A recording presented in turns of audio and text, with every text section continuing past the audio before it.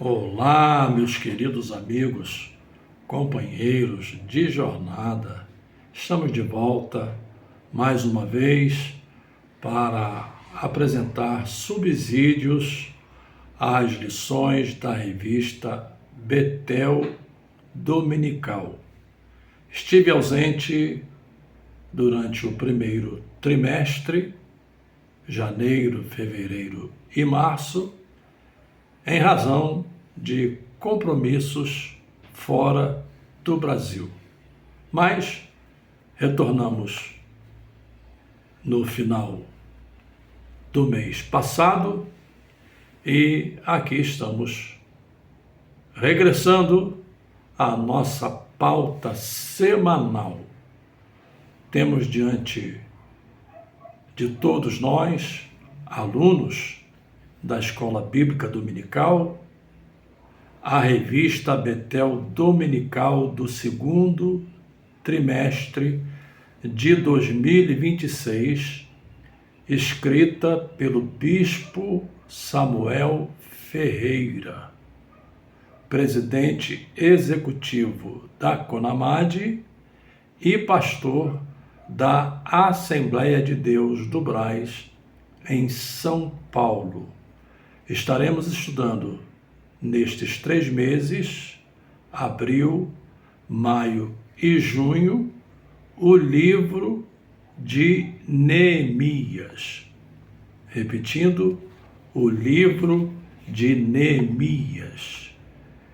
E o tema geral do trimestre é exatamente este: Neemias, restaurando muros, reconstruindo vidas e renovando propósitos. Portanto, 3 áreas que as lições do trimestre vão cobrir: restaurando muros, reconstruindo vidas e renovando propósitos.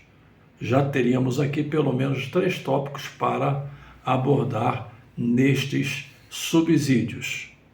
Mas vamos especificamente começar com a lição de número 1. Antes, porém, eu gostaria de fazer aquelas recomendações. Inscreva-se no canal, ative o sininho para receber as notificações, compartilhe este vídeo em seus grupos de WhatsApp e também comentem. As suas interações conosco permitem que possamos sempre aprimorar o nosso trabalho. É um pedido que eu faço à sua generosidade e também no interesse de cooperar, de ajudar com aqueles que ministram as suas lições diante de suas classes e também ajudar os alunos que eventualmente assistem os nossos vídeos. Feitas essas recomendações iniciais, preliminares, entremos já nos subsídios da lição de número 1, o chamado que transforma a dor em propósito. O texto áureo está em Neemias, capítulo 1 e verso 4. Vou lê-lo. E sucedeu que, ouvindo eu estas palavras, assentei-me e chorei, e lamentei por alguns dias, e estive jejuando e orando perante o Deus dos céus.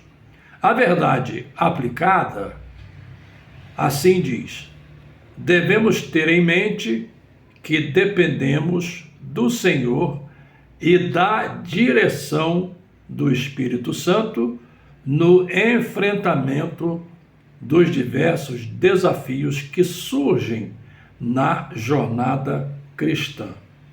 O texto bíblico de referência é o texto de Neemias, capítulo 1, do verso 1 ao verso de número 3. Esse é o texto de referência. Nos subsídios de hoje, para este fim de semana, em nossas classes, próximo dia 5 de abril, eu gostaria inicialmente de tratar do contexto histórico do retorno do cativeiro babilônico. Precisamos ter esse background para que possamos, portanto, compreender o papel de Neemias em todo este processo.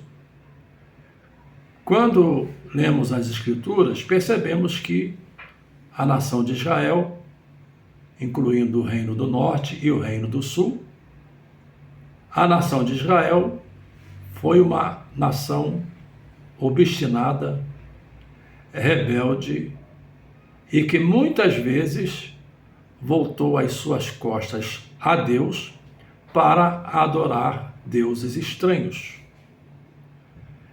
Portanto, nós temos aí dois cativeiros. Temos o cativeiro assírio, que ocorreu no ano 722 a.C., no reinado de Salmaneser V e concluído no reinado de Sargão II, em que o Reino do Norte, constituído das 10 tribos, foi levado para a Síria, no exílio que não mais teve, digamos, um retorno formal. Claro que, ao longo do tempo, muitos dessas tribos começaram a retornar a Israel, principalmente nos dias contemporâneos, mas formalmente não houve um retorno das 10 tribos de Israel. Posteriormente, já mais de 100 anos depois, no ano 586 a.C., tivemos então o chamado exílio babilônico. Esse exílio foi conduzido por Nabucodonosor. É bem verdade que antes da invasão de Jerusalém por Nabucodonosor, houve várias incursões babilônicas no Reino do Sul, em que muitos foram levados já nessas primeiras levas para a Babilônia. Mas a invasão final se deu no ano de 586 a.C., em que Nabucodonosor não só destruiu o templo, mas levou todos os pertences, toda a prata, todo o ouro, todos os utensílios empregados no templo foram levados para a Babilônia. E os principais segmentos sociais, principalmente a linhagem nobre, todos esses foram levados para a Babilônia no ano 586. Esse é um detalhe bastante importante, porque você lê no próprio texto bíblico e também no comentário a menção aos judeus que ficaram na Babilônia. E nessa leitura você descobre que os pobres, os inservíveis, digamos assim, os idosos, aqueles que já não eram mais produtivos, esses não foram levados, esses foram abandonados em sua terra. Por outro lado, quando você lê no capítulo 1 de Neemias, você descobre um outro detalhe, é quando ele tem um encontro com o seu irmão, entre aspas, seu irmão Anani.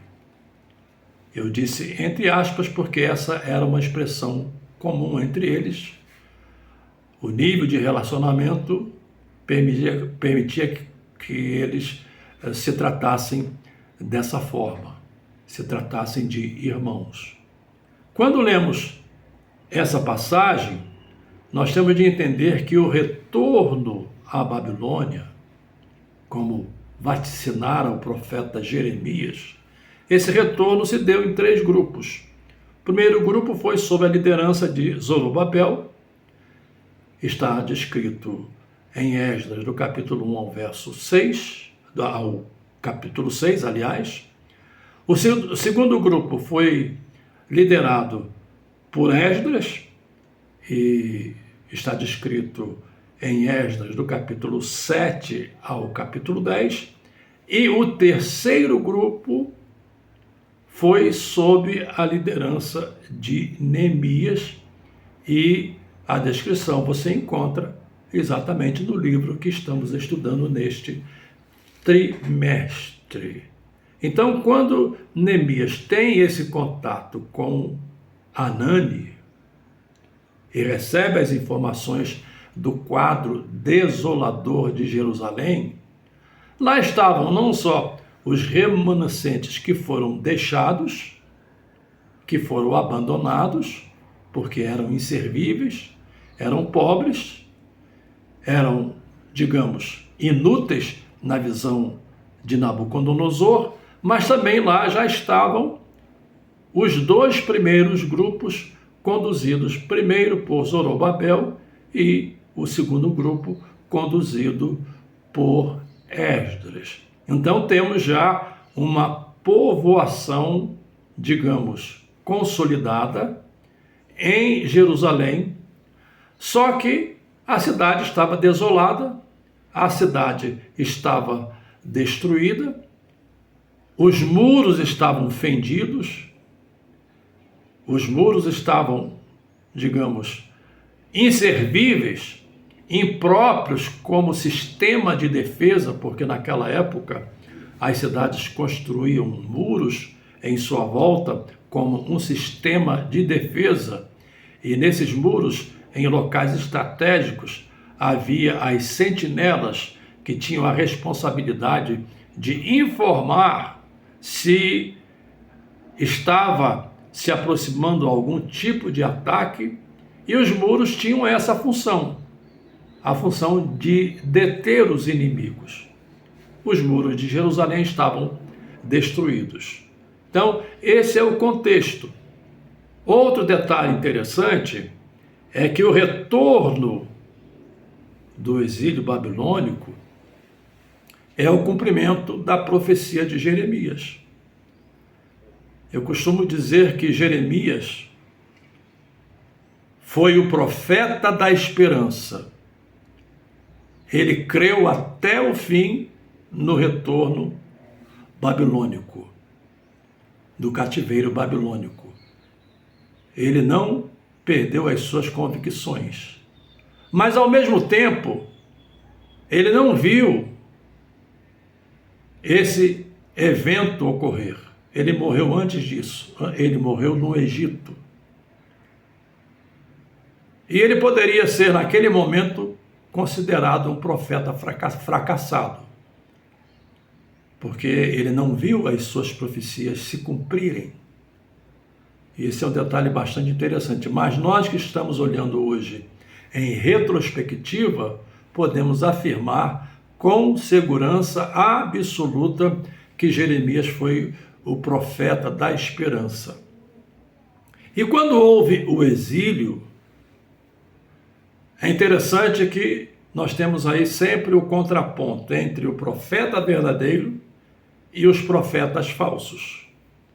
Quando houve o exílio, os profetas falsos desceram à Babilônia para dizer aos seus patrícios, dizer aos seus irmãos que eles ficariam pouco tempo na Babilônia, no máximo 2 anos, não mais do que isso, e que eles não tinham de se preocupar, porque logo retornariam.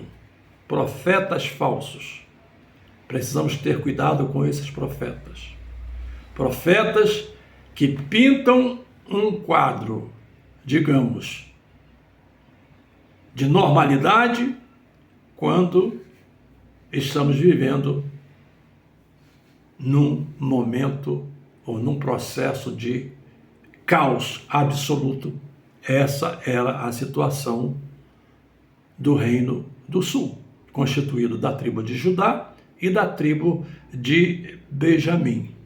Jeremias então escreve uma carta, ele não vai à Babilônia. Ele escreve uma carta, essa carta está registrada no capítulo 29, e nessa carta ele desmente os profetas falsos e reafirma, insiste que o exílio seria de 70 anos e que eles deveriam não só pensar nisso, mas constituir famílias, construir pomares, ou seja, jardins com frutas, ou seja, cultivar a terra, seria o termo mais adequado, cultivar a terra, e quando se fala em construir pomares, significa também construir casas. Quando se fala em constituir famílias, se fala em casamento, em matrimônio. Quando se trata desses 3 pontos que eu acabei de mencionar, nós estamos mencionando uma vida sustentável e sustentada para um período longo de tempo. E ele, inclusive, faz uma observação a eles: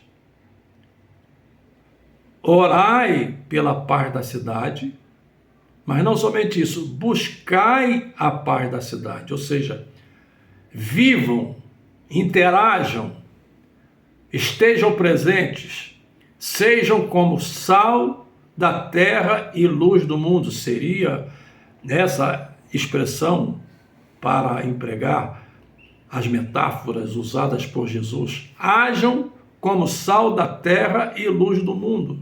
Interajam socialmente, interajam economicamente, interajam politicamente. Você percebe, quando lê o livro de Daniel, que Daniel foi elevado à condição de ministro da corte, tanto quanto os seus companheiros Sadraque, Mesaque e Abdênego também foram elevados por intercessão do próprio Daniel. Então, não só orai, mas também buscai a paz da cidade, porque na paz da cidade vocês terão paz. E essa é uma lógica perfeita. Infelizmente, há uma visão que predomina em certos círculos evangélicos, principalmente em círculos pentecostais e assembleianos, e até em outros círculos históricos também, que nós devemos viver uma vida alienada, afastada, uma vida no apartheid, uma vida num gueto, completamente desligados da sociedade, sem influência alguma, sem participação alguma. Olhamos o mundo mau, o mundo corrompido, o mundo do jeito em que hoje nós o encaramos, mas esse é o mundo de todos os tempos, de todas as épocas, só que essas situações têm um aumento tão intenso por causa do crescimento demográfico. Hoje nós não temos 100 milhões de pessoas no mundo, hoje nós temos quase 8 bilhões de pessoas no mundo. Então, é claro, onde há uma abundância de pessoas, também há uma abundância de pecado, e é nesse meio que Deus nos chamou para viver, para sermos luz e para sermos sal. Esse é um ponto bastante interessante nesta introdução. Feita essa apresentação preliminar, eu tenho aqui alguns pontos que eu gostaria de destacar, sempre como subsídio. Os comentários estão excelentes. Eu li todas as 13 lições, muito bem escritas, muito bem desenvolvidas, muito bem articuladas, pelo bispo Samuel Ferreira. Então, o meu papel aqui é meramente apresentar subsídios para ajudar os nossos professores na exposição da lição. Eu anotei aqui anotei aqui 6 pontos. Primeiro, Deus tem a pessoa certa, no lugar certo e na hora certa. Deixe-me repetir no sentido pedagógico, no sentido didático. Deus tem a pessoa certa, no lugar certo e na hora certa. Eu disse agora há pouco, mencionando Jeremias e a recomendação de Jeremias, feita aos seus irmãos que estavam no cativeiro babilônico, no exílio babilônico. Ou seja, orem pela paz, mas busquem a paz da cidade. Busquem de que maneira? Eu mencionei. Interajam economicamente, interajam socialmente, interajam politicamente, ou seja, participem da vida da cidade. E isso é interessante porque tem certas situações que elas só são mudadas se houver a nossa presença, como eu mencionei agora há pouco. É o primeiro ponto desses subsídios. Deus tem a pessoa certa, no lugar certo e na hora certa. Decisões palacianas, decisões que estão em níveis federais, em níveis estaduais e em níveis municipais, em que o comum dos mortais não tem acesso. Mas, se somos sal e se somos luz, nós temos de estar presentes em todos os segmentos da sociedade para que essa influência seja percebida e para que possamos ter pessoas certas. Deixe-me repetir esse ponto, é muito interessante. Pessoas certas, no lugar certo e na hora certa. Esse foi o caso de Neemias. Ele era copeiro do rei. E quando pensamos nessa nomenclatura, estamos pensando em alguém que estava próximo do rei, alguém que servia ao rei, alguém que cuidava da despensa do rei, ou seja, era uma pessoa muito próxima. Era uma pessoa que vivia as situações da corte, ouvia os ruídos palacianos, mas era judeu, tinha compromisso com o seu povo.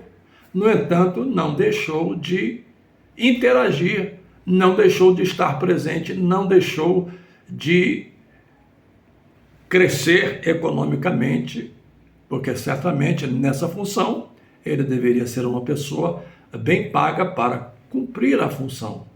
Não era uma função meramente de escravo, era uma função remunerada.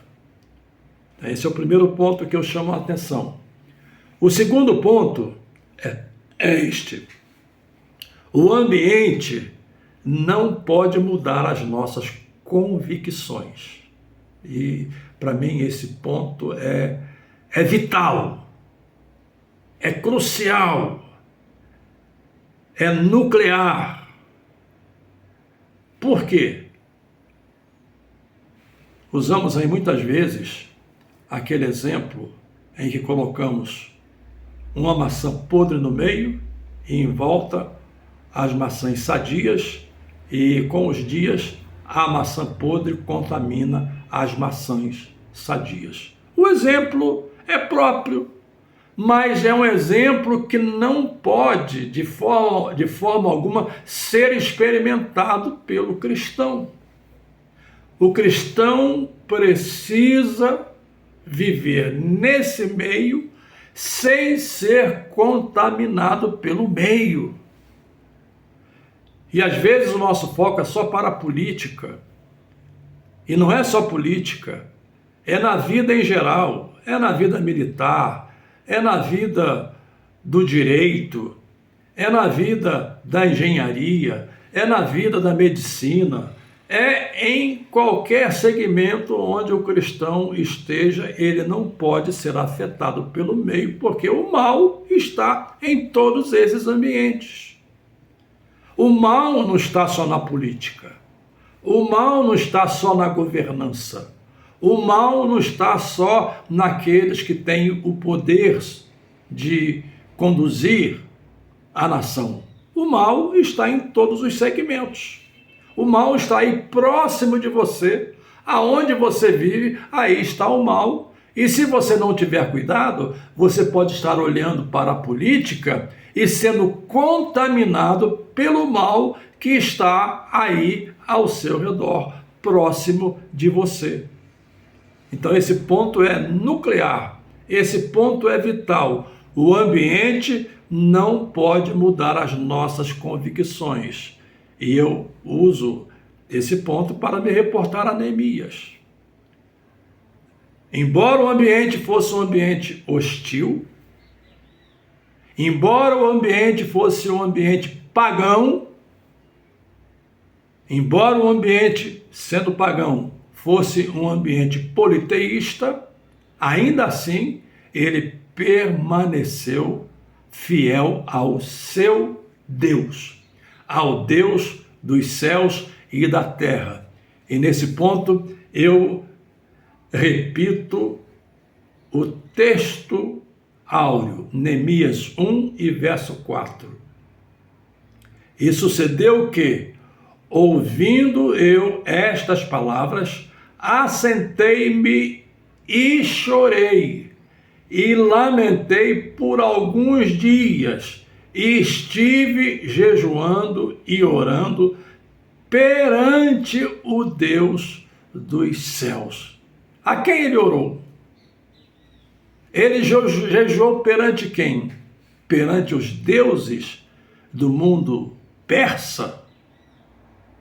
Porque aqui nós não estamos mais no domínio do Império Babilônico, já estamos no domínio do Império Medo-Persa.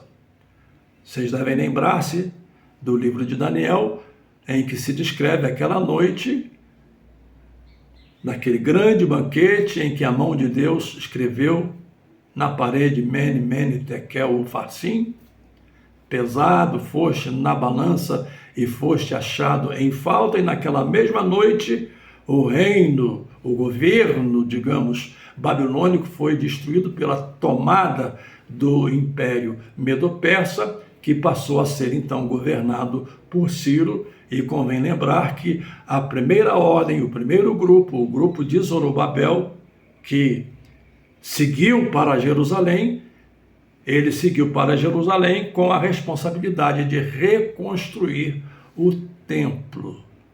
Ou seja, naquele ambiente hostil, naquele ambiente pagão, naquele ambiente politeísta, Neemias se dirige em oração ao Deus dos céus, que era o seu Deus, que é o nosso Deus. Ou seja, o ambiente não pode mudar as nossas convicções. Terceiro, Neemias manteve os laços com a sua terra. É tanto que ele recebe a visita de Anani e de outros judeus, verso de número 2. Deixe-me ler o verso 1 também. As palavras de Neemias, filho de Acalias, e sucedeu no mês de Quisleu, no ano 20º, depois você pesquise que mês é esse, estando eu em Suzã, a fortaleza, ou seja, o palácio, que veio Hanani, ou se quiser pronunciar Hanani, porque temos um H no final, que veio Hanani, um de meus irmãos, ele e alguns de Judá. E perguntei-lhes pelos judeus que escaparam e que restaram do cativeiro e acerca de Jerusalém. Ou seja, Neemias manteve os laços com a sua terra. Deixe-me fazer aqui uma digressão rápida, e eu sou preocupado com o horário, porque eu não gosto de fazer vídeos com mais de 30 minutos, mas é a primeira lição, então eu vou ultrapassar um pouco esse limite. Hoje existe aquela filosofia dos desigrejados. Quem são os desigrejados? Eu não vou fazer aqui um estudo, um apanhado, uma análise, mas, em linhas gerais, desigrejados são constituídos de pessoas ressentidas com a igreja. Todas as vezes que você conversar com um desigrejado, você perceberá em suas palavras que ele carrega um ressentimento contra a igreja, contra o pastor, contra alguém, ou em relação a alguma situação que lhe trouxe frustração, e ele então passou a ser um desigrejado, alguém que não frequenta igreja, ou alguém que age como o beija-flor, vai de igreja em igreja. Deixe-me dizer para você, e se você puder, compartilhe isso com seus alunos.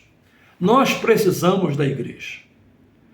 Nós precisamos manter os nossos laços com a igreja. A igreja é o lugar onde somos alimentados, a igreja é o lugar onde crescemos, a igreja é o lugar onde somos ajudados, a igreja é o lugar dos imperfeitos. Eu me refiro aqui à igreja em sua expressão local. Não há nenhuma igreja local que seja perfeita. Você pega as 7 igrejas da Ásia e você perceberá que todas elas tinham as suas imperfeições. Então, a igreja, humanamente falando, em sua expressão local, é imperfeita, é o lugar dos imperfeitos, e é ali que nós somos aprimorados em Cristo para viver a fé em Cristo neste mundo hostil, neste mundo pecaminoso, neste mundo que depende da nossa presença como sal da terra e luz do mundo. Então, esse ponto fica aqui para a consideração daqueles que me assistem. Vamos para o próximo ponto, quarto ponto. Neemias sentiu a dor do seu povo. E é esse ponto que é o ponto da lição. O chamado que transforma a dor em ódio. Aliás, em propósito. Deixe-me corrigir. O chamado que transforma a dor em propósito. Ele sentiu a dor. Quando a notícia de Hanani e seus irmãos foi uma comitiva, digamos assim, foi uma equipe que provavelmente foi até enviada de maneira formal para trazer as notícias de Jerusalém. Neemias sente a dor. E aqui, essa expressão, sentir a dor, ela pode ser usada por uma outra expressão contemporânea, chamada empatia. Empatia significa sentir o que o outro sente. Ou, usando uma expressão mais fácil, significa você se colocar no lugar do outro. Ou, numa expressão bíblica, Paulo definiu empatia sem usar o termo. Ele disse: chorem com os que choram e alegre-se com os que se alegram. Isso é ter empatia. Foi exatamente isso que Neemias teve. Ele teve empatia com o seu povo. Ele experimentou a dor do povo. Ele fez a dor do povo como a sua dor, porque ele era parte do povo. Ele era parte do povo. ele não era um estranho, ele não era um prosélito, ele não era um forasteiro, ele era alguém que fazia parte do povo. Então, se você faz parte da igreja, você precisa sentir a dor da igreja.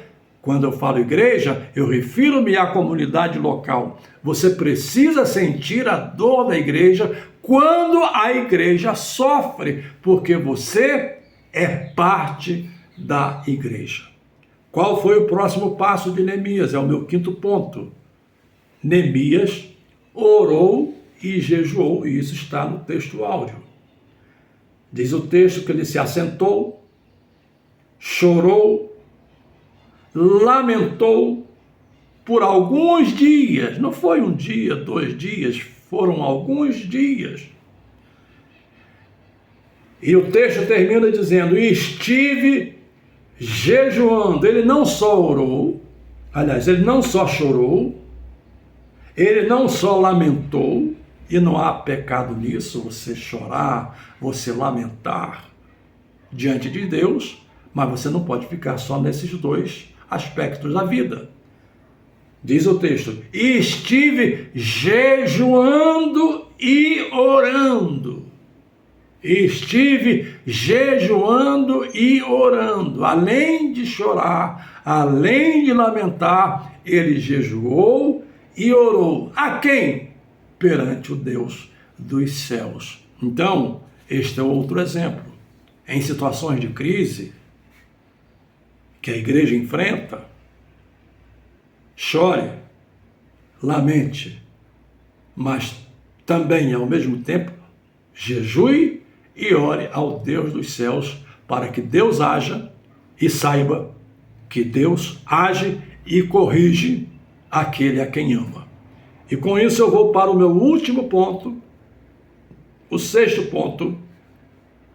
Neemias não só chorou, não só lamentou, não só jejuou, não só orou, mas Neemias agiu.